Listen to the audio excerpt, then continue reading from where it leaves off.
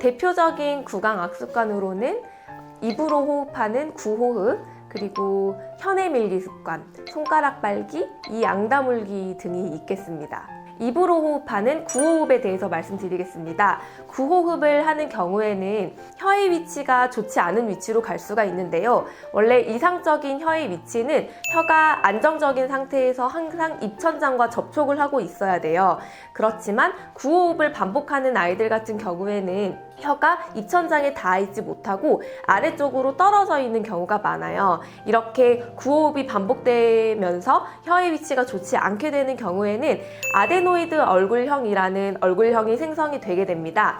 아데노이드 얼굴은 얼굴이 길어지고 아래쪽으로 성장이 되는 경우를 말을 하는데요. 동반된 증상으로는 다크서클이 생긴다거나 코가 아래쪽으로 성장하면서 좁아지고 매부리 코가 된다거나 이런 전형적인 얼굴형으로 발달이 되게 되는데, 구호흡을 바꾸기 위해서는 먼저 이비인후과의 판단이 선행이 돼야 되는데, 예를 들면 비중격 망곡이 있다거나 비염이 심해서 코로 호흡할 수 없는 상황이 있다거나 아니면 편도나 아데노이드가 만성적으로 부어있는 경우에는 비호흡이 힘들 수 있어요. 그럴 때는 치과보다는 이비인후과의 진단을 먼저 받아보시고 구호흡을 하게 되는 이유를 먼저 판단하시고 치료가 선행된 다음에 그 이후에 구강 악습관을 교정해 주는 것이 좋겠습니다.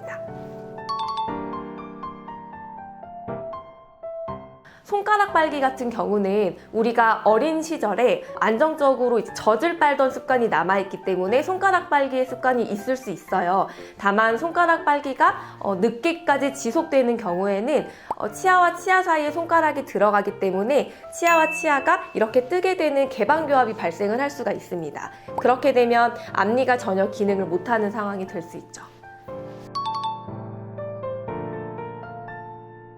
이 앙다물기 습관은 치아와 치아가 강하게 부딪힌 상태로 지속이 되는 경우를 말할 수가 있겠는데요. 보통 이상적으로 치아의 위치는 치아와 치아가 완전히 다물어져 있는 상태가 아니라 약간 떨어져 있는 상태가 이상적이라고 봅니다. 그 상태에서는 우리가 씹는 데 역할을 하는 주변 근육들이 과하게 활성화되지 않는데, 이악물기를 지속하고 있는 경우는 계속 힘을 주고 있다고 생각하시면 돼요. 그러면 그 관련된 근육들이 계속 힘을 받고 있기 때문에 근육이 과활성되고 두통이 있다든지 아니면 사각턱이 발달을 한다든지 이런 부작용이 있을 수 있습니다. 네, 이갈이는 사실 원인은 명확하게 밝혀져 있지 않아요. 굉장히 복합적인 원인이 있다고 생각이 되는데, 스트레스라던가 중추신경계의 영향이라던가 부정교합의 영향, 여러 가지 이유가 혼합이 돼서 발생이 된다고 봅니다. 그런 경우에는 치아가 손상이 된다거나 부러진다거나 이런 부작용이 있을 수 있습니다.